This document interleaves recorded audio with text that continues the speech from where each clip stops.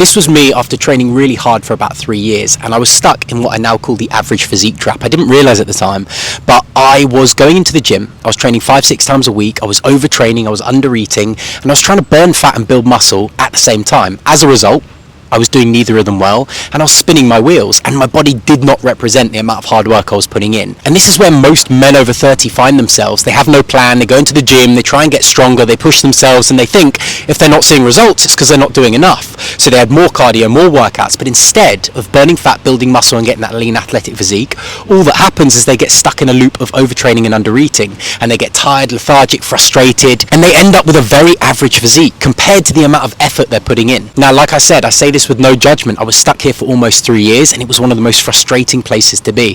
I remember sitting in the gym looking at other people that were training nowhere near as hard as me, thinking, what am I doing wrong? What do they know that I don't know? And I started to believe I was the problem. Getting stuck in this loop of overtraining and under-eating is one of the worst places to be in your 30s. In your 20s, you can get away with it. When you're made of rubber, your metabolism's firing like a rocket, you can pack on muscle, you can burn fat at the same time.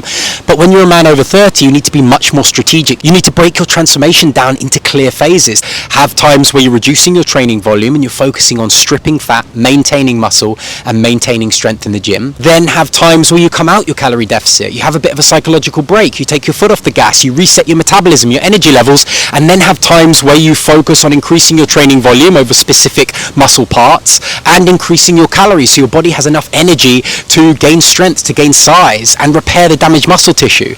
And when you fluctuate between these phases, that is how you build a lean athletic physique, because